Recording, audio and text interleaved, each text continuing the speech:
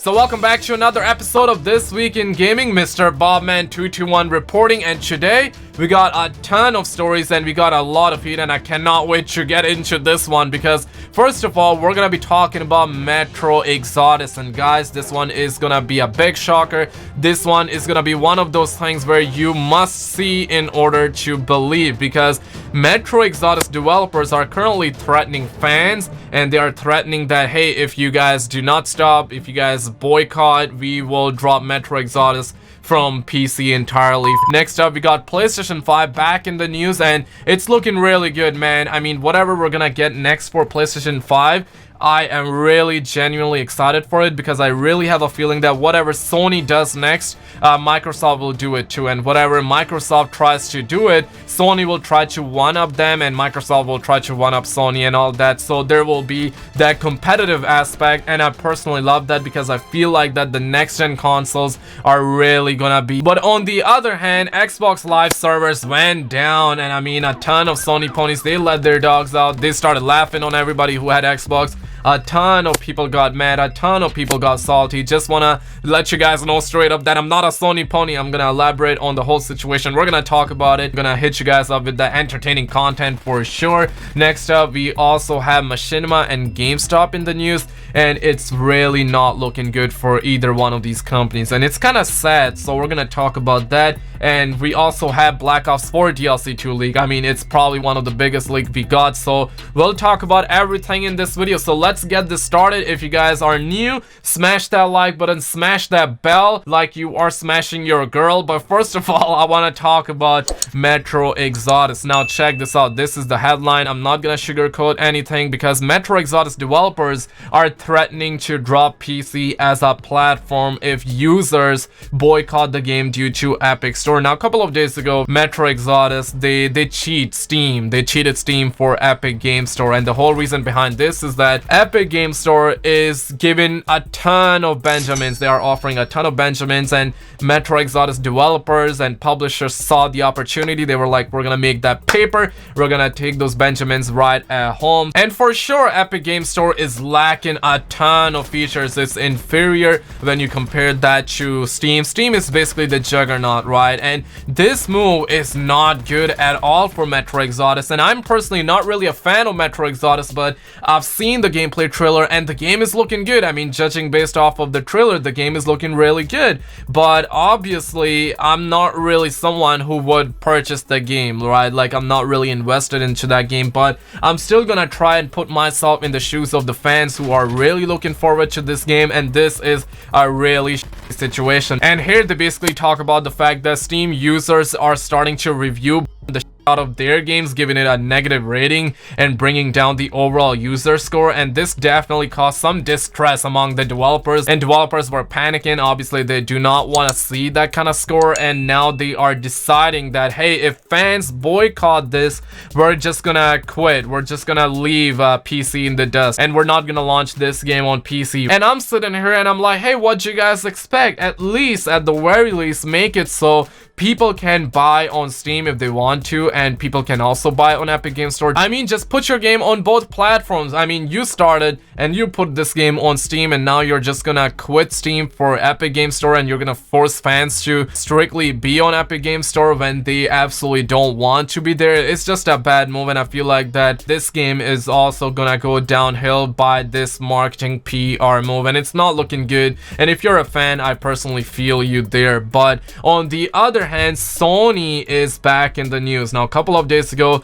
analysts claimed that Sony first-party studios already got the PlayStation 5 development kits, and I quote, while speaking to users on Reset Era, analyst Daniel Ahmed noted that a number of studios already have their hands on development kits, though he didn't name specific ones, but PS5 dev kits are out there, and I've heard positive things about it, he said, but I wouldn't expect any information in the immediate future. And And hey, guess what? Recently we got this. A Japanese patent application recently filed by Sony Interactive Entertainment is now being seen by many as a hint that the new PlayStation could be fully backwards compatible with PS4 software. However, a close reading suggests that the patent could also describe existing methods to get original PS4 software working on the PS4 Pro. And this is just great news because we do know that Microsoft and Xbox is light years ahead in this industry, or Microsoft likes to have backwards compatibility, and that is Microsoft's biggest strength, you know. And I would really love to see this feature on PlayStation 5,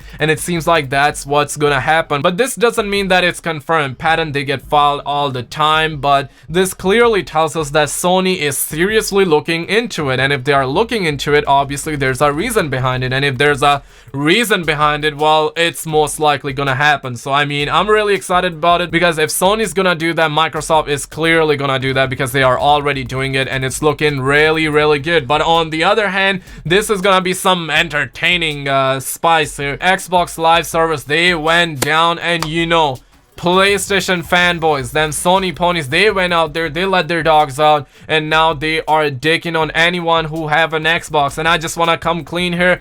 I used to be all about console war. I still enjoy it if we're talking memes, right? I mean, who wouldn't, right? We all enjoy that stuff. But I'm a changed man, right? Like, I used to have a PS3 and I used to say PS3 is a better console, but now looking back, clearly Xbox 360 was a better platform, but I still enjoyed the free services on the PS3. But one of the best example I can give you is that, hey, at the end of the day, we're still paying for online services. Like, whether you got PS4 or you got Xbox, you're still paying money, right? And you're making them rich, so why bother? But yeah, recently Xbox Live servers went down, and this is what this article says, and it's coming from IGN. And this update says the following: Xbox Live sign-in issues resolved, but purchasing problems still persist. And you can see the Xbox support, and they are out there, they're panicking, and you can see a ton of replies. A ton of people are mad, a ton of people got salty on top, and this guy pulls out this headline right here, and I mean, memes at its finest. But on the other hand, I want to talk about Anthem. Now this one is big, folks, because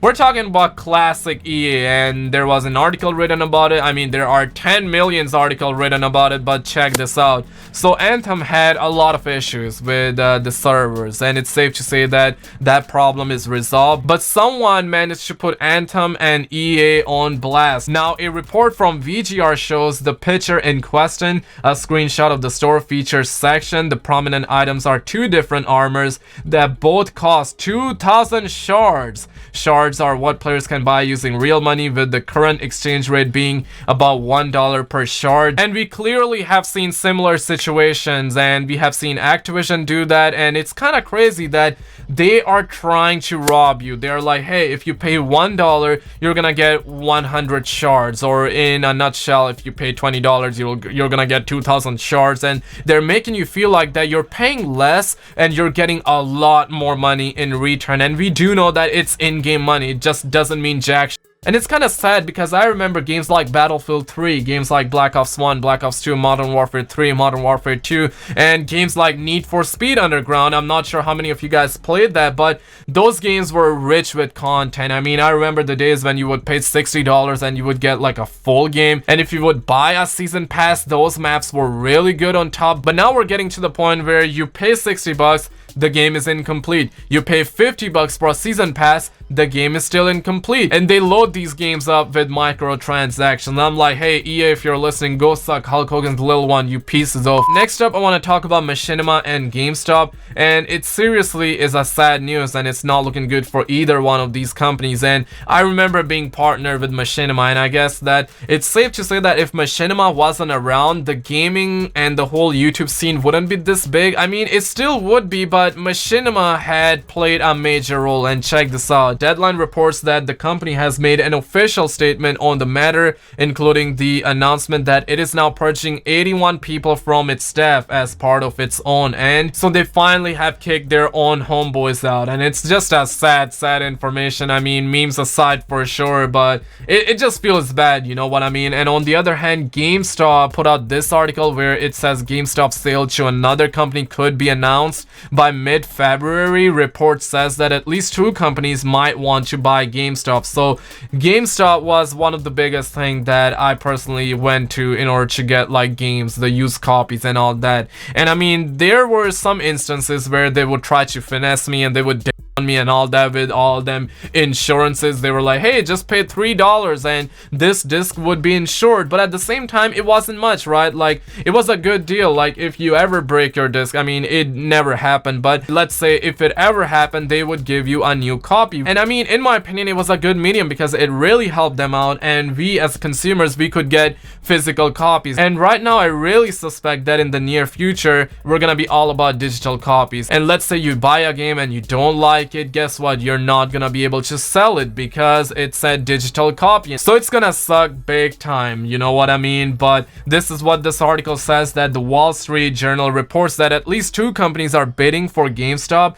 and a deal to buy the retailer could become public by the middle of February. Citing a person familiar with GameStop, Wall Street Journal reported that the private equity companies Saya Moore, hopefully I pronounced it correctly, but who cares, right? And Apollo Global Management are interested in buying GameStop. So GameStop is gone, Machinima is gone, and it's just a sad day for sure. But next up, I want to talk about the Black Ops 4 DLC 2 leak. Now, I definitely did make a dedicated video, which I will link it down below. You can check it out. But in a nutshell, we're getting 2 multiplayer maps. First map is going to be a station map. That is going to be a LAPD map in multiplayer for Black Ops 4. We're also going to get a casino map. We're also going to be getting a Chinese New Year event next week, a Valentine's Day event, and we're also going to get a Valentine's Day quad feed in Black Ops 4, a Valentine's Day camo for our weapons in Black Ops 4, and Nuketown Zombies is highly rumored, and we had a ton of leaks regarding it. Greece map is very likely as well, so we might see 2 maps at this point as well. David Vonderhaar also confirmed that Season 3 is going to be coming out, new areas in Blackout. We're also going to be getting new ranks and more ranks in Blackout, so it's looking really good for Blackout. And I did talk about all of that in my last video in depth, and I provided all the proof as well, so definitely check that one out. But hey, that's pretty much it. If you want to help this channel out, then like and subscribe. Check out some other videos on the screen. Become a member by clicking the join button. That helps out a ton. But I will see you in the next one.